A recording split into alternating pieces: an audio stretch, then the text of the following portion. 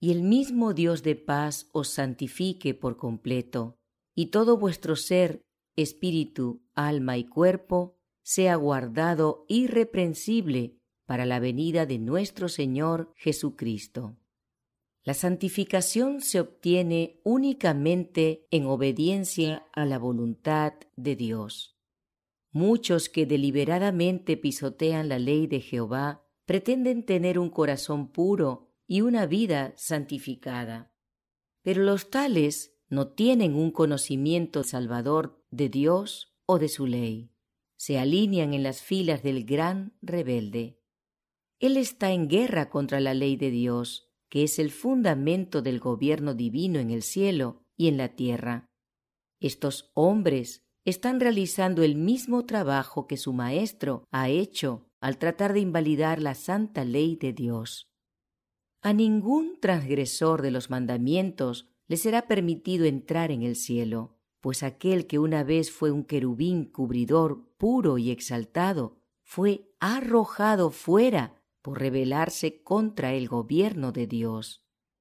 Para muchos, la santificación es meramente justificación propia, y sin embargo, estas personas declaran osadamente que Jesús es su Salvador y santificador.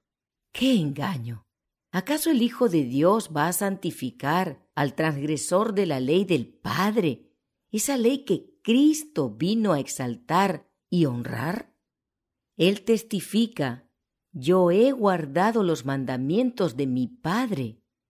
Dios no va a rebajar su ley para ponerla al nivel de las normas imperfectas del hombre. Y el hombre no puede satisfacer los requerimientos de esa santa ley sin experimentar arrepentimiento delante de Dios y fe en nuestro Señor Jesucristo. Si alguno hubiere pecado, abogado tenemos para con el Padre, a Jesucristo el justo. Pero Dios no entregó a su Hijo a una vida de sufrimiento e ignominia y a una muerte oprobiosa para exonerar al hombre de la obediencia a la ley divina.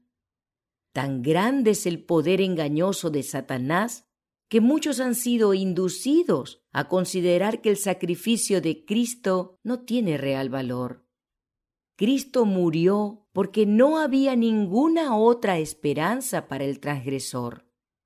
Éste puede tratar de guardar la ley de Dios en el futuro, pero la deuda en la que ha incurrido en el pasado permanece, y la ley debe condenarlo a muerte. Cristo vino a pagar esa deuda por el pecador, la cual era imposible que éste pagara por sí mismo. Así, mediante el sacrificio expiatorio de Cristo, le fue concedida al hombre pecador otra oportunidad. La sofistería de Satanás.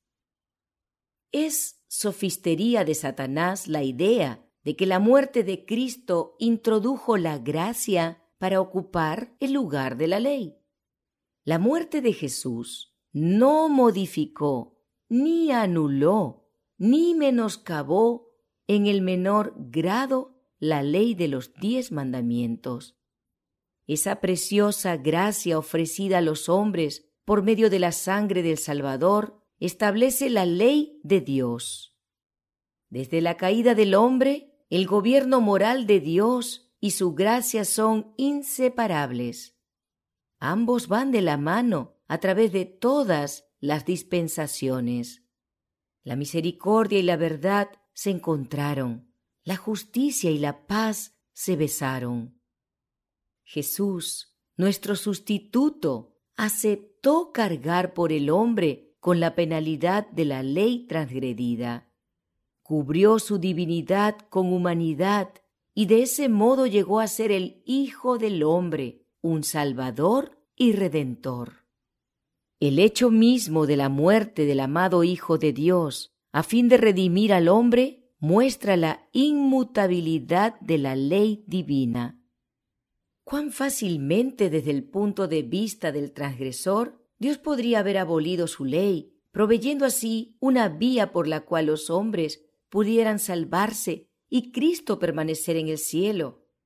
La doctrina que enseña libertad mediante la gracia para quebrantar la ley es un engaño fatal.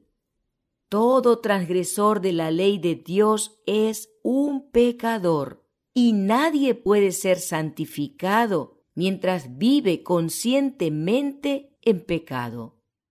La condescendencia y la agonía del amado Hijo de Dios no fueron soportadas para concederle al hombre libertad para transgredir la ley del Padre y no obstante sentarse con Cristo en su trono. Fueron para que mediante los méritos de Jesús y el ejercicio del arrepentimiento y la fe, hasta el pecador más culpable pudiera recibir perdón y obtener fortaleza para vivir una vida de obediencia. El pecador no es salvado en sus pecados, sino de sus pecados. ¿Qué es el pecado? El alma debe primeramente ser convencida de pecado antes que el pecador sienta el deseo de acudir a Cristo. El pecado es infracción de la ley. Yo no conocí el pecado, sino por la ley. Cuando el mandamiento penetró en la conciencia de Saulo, el pecado revivió y él murió. Se vio condenado por la ley de Dios. El pecador no puede ser convencido de su culpabilidad a menos que entienda qué constituye el pecado.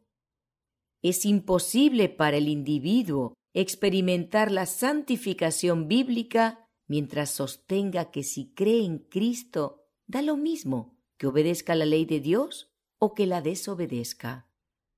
Los que profesan guardar la ley de Dios y sin embargo en el corazón se entregan al pecado son condenados por el testigo verdadero. Pretenden ser ricos en el conocimiento de la verdad, pero no están en armonía con sus principios sagrados. La verdad no santifica sus vidas. La palabra de Dios declara que quien profesa observar los mandamientos, pero cuya vida contradice su fe, es ciego, miserable, pobre y desnudo. La ley de Dios es el espejo que presenta una imagen completa del hombre tal cual es y sostiene delante de él el modelo correcto. Algunos se alejarán y olvidarán este cuadro, mientras otros emplearán epítetos injuriosos contra la ley, como si esto pudiera remediar sus defectos de carácter. Pero otros, al verse condenados por la ley, se arrepentirán de su transgresión y mediante la fe en los méritos de Cristo perfeccionarán el carácter cristiano. Condenados por la luz que rechazan. El mundo entero es culpable ante la vista de Dios por transgredir su ley. El hecho de que la gran mayoría continuará transgrediéndola y permanecerá así en enemistad con Dios no es razón para que algunos no se confiesen culpables y se vuelvan obedientes. Para un observador superficial, personas que son naturalmente amables, educadas y refinadas pueden parecer que llevan una vida perfecta.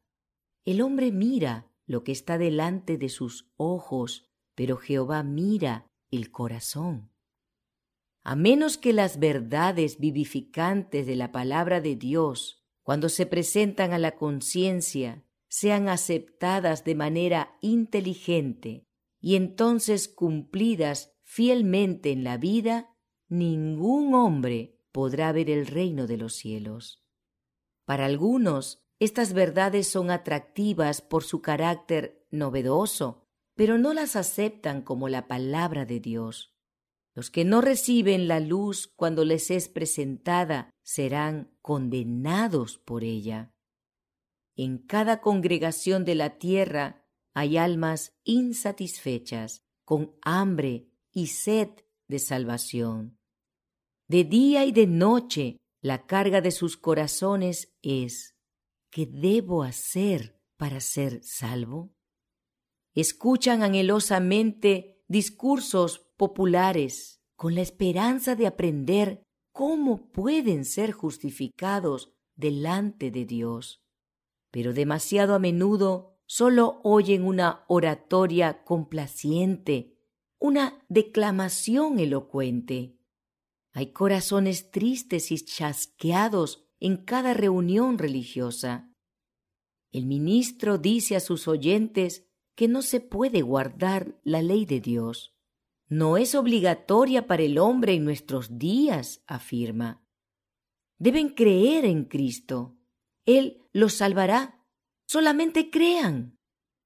Así, les enseña a hacer de los sentimientos su criterio y no les proporciona una fe inteligente. Ese ministro puede profesar que es muy sincero, pero está procurando tranquilizar la conciencia turbada con una falsa esperanza. Veneno espiritual disimulado.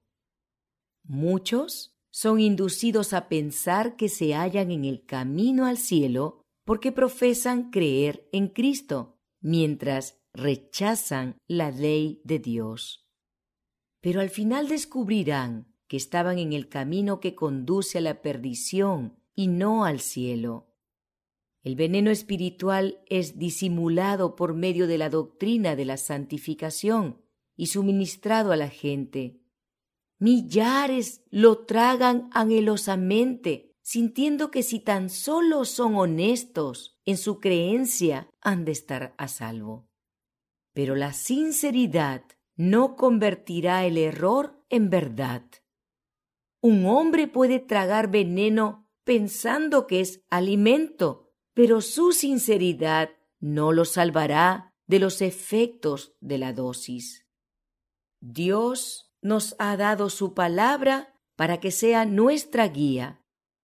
Cristo dijo: escudriñad las Escrituras, porque a vosotros os parece que en ellas tenéis la vida eterna, y ellas son las que dan testimonio de mí. Él oró por sus discípulos: santifícalos en tu verdad, tu palabra es verdad. Pablo dice: yo ciertamente había creído mi deber hacer muchas cosas contra el nombre de Jesús de Nazaret. Pero esta creencia no hizo que ese proceder fuera correcto. Cuando Pablo recibió el Evangelio de Jesucristo, ese Evangelio lo convirtió en una nueva criatura. Fue transformado. La verdad plantada en su alma le dio tal fe y coraje como seguidor de Cristo que ninguna oposición pudo moverlo, ningún sufrimiento acobardarlo. Los hombres pueden elaborar cualquier excusa que les plazca para rechazar la ley de Dios, pero ninguna excusa será aceptada en el día de juicio. Los que contienden con Dios y endurecen sus almas culpables en la transgresión, muy pronto deberán enfrentar al gran legislador en relación con su ley quebrantada. El día de la venganza de Dios vendrá, el día del furor de su ira. ¿Quién soportará el día de su venida? Los hombres han endurecido sus corazones contra el Espíritu de Dios, pero las flechas de su ira penetrarán donde los dardos de la convicción no pudieron. Antes de mucho, Dios se levantará para ocuparse del pecador. El falso pastor protegerá al transgresor en ese día. ¿Hallará excusa el que se unió a la multitud en la senda de desobediencia? ¿La popularidad o los números harán inocente a alguien? Estas son las preguntas que los negligentes e indiferentes deberían considerar y resolver.